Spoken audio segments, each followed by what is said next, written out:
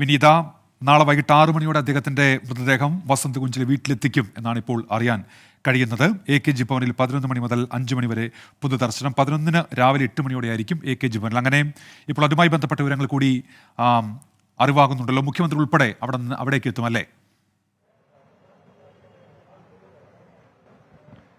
തീർച്ചയായും അങ്ങനെ തന്നെയാണ് ഉന്മേഷ്. ഞാനിപ്പോൾ ഉള്ളത് AKG ഭവനിൽ തന്നെയാണ്. നമുക്ക് ആ ദൃശ്യങ്ങളിലേക്ക് പോകുമ്പോൾ കാണാൻ കഴിയുന്നുണ്ട്. ഇപ്പോൾ യെച്ചൂരിയുടെ ഒരു ഫോട്ടോ ഇവിടെ വച്ചിട്ടുണ്ട്. അതിന് മുൻപിൽ ഇവിടെ എത്തിയിരിക്കുന്ന, അതായത് ഡൽഹിയിൽ എത്തിയിരിക്കുന്ന ഇടത് നേതാക്കളൊക്കെ തന്നെ ഇപ്പോൾ AKG ഭവനിലേക്ക് എത്തിയിട്ടുണ്ട്. അവർ ആ ഫോട്ടോയ്ക്ക് മുൻപിൽ പൂക്കൾ അർപ്പിച്ചിട്ടുണ്ട്. ഒപ്പം തന്നെ അദ്ദേഹത്തിന് അഭിവാദ്യങ്ങൾ അർപ്പിച്ചിരിക്കുകയാണ്. ഇപ്പോൾ നേതാക്കളൊക്കെ തന്നെ ഇവിടെ ഉണ്ട്.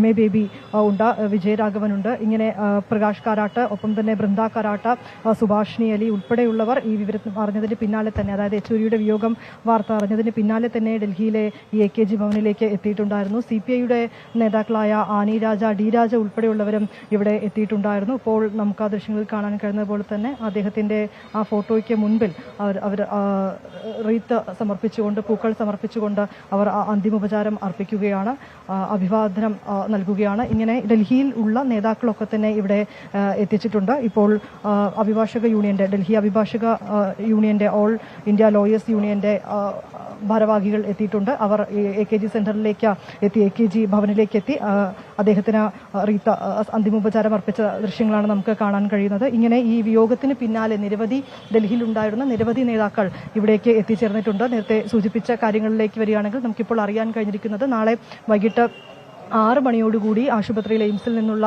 അദ്ദേഹത്തിന്റെ മൃതദേഹം അദ്ദേഹത്തിന്റെ വസന്തകുഞ്ചിലെ വീട്ടിലേക്ക് എത്തിക്കുമെന്നുള്ളതാണ്. അത് ബന്ധുക്കളുടെയും ഒക്കെ ആവശ്യപ്രകാരമാണ് അങ്ങനെ എത്തിക്കുക. അതിനുശേഷം മറ്റന്നാൾ 14-ാം തീയതി രാവിലെ 8 മണിയോടുകൂടി ഞാനിപ്പോൾ നിൽക്കുന്ന ഈ AKG ഭവനിലേക്ക് എത്തിക്കും. 11 മണിയോടുകൂടി പൊതുദർശനം ആരംഭിക്കും. പ്രവർത്തകർക്കും പാർട്ടി നേതാക്കൾക്കും ഒക്കെ ഇവിടെ എത്തി അദ്ദേഹത്തിനെ അവസാനമായി കാണാനും അന്തിമോപചാരം അർപ്പിക്കുന്നതിനുമുള്ള ക്രമീകരണം ഉണ്ടാകും. അത് ഏതാണ്ട് വൈകിട്ട് 5 മണി വരെ നീളും. അതിനുള്ള ക്രമീകരണങ്ങളാണ് ഏർപ്പെടുത്തിയിരിക്കുന്നത്. മുഖ്യമന്ത്രി ഉൾപ്പെടെയുള്ള കേരളത്തിലെ നേതാക്കളൊക്കെ ഇവിടേക്ക് എത്തിച്ചേരുമെന്നാണ് ഇപ്പോൾ നമുക്ക് അറിയാൻ കഴിഞ്ഞിരിക്കുന്നത്.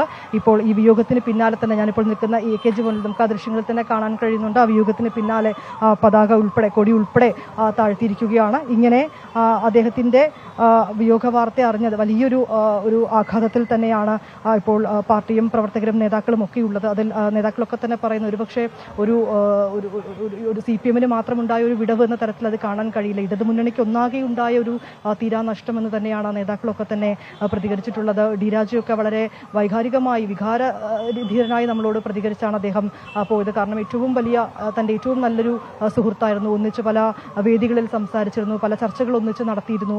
ഇപ്പോൾ അദ്ദേഹത്തിന്റെ ഒരു വിടവ് അത് തനിക്ക് സഹിക്കാൻ കഴിയുന്നില്ല, താങ്ങാൻ കഴിയുന്നതിലും അപ്പുറം എന്നൊക്കെയാണ് അദ്ദേഹം പറഞ്ഞിരിക്കുന്നത്. ഇപ്പോഴും ഈ വിവരം അറിഞ്ഞ, വിയോഗ വാർത്തയറിഞ്ഞ് നിരവധി പാർട്ടി പ്രവർത്തകർ, നേതാക്കൾ ഉൾപ്പെടെ ഇവിടേക്ക് എത്തുകയാണ്. വിനീത വിജിയാണ് വിവരങ്ങൾ നൽകിയത്. AKG ഭവനിലേക്ക്, ഡൽഹിയിലെ AKG ഭവനിലേക്ക് ഇപ്പോൾ അദ്ദേഹത്തിന്റെ വിയോഗ വാർത്ത അറിഞ്ഞ ഒട്ടേറെ പേർ എത്തുന്നുണ്ട്. അന്ത്യാഭിവാദ്യങ്ങൾ അർപ്പിക്കുകയാണവർ.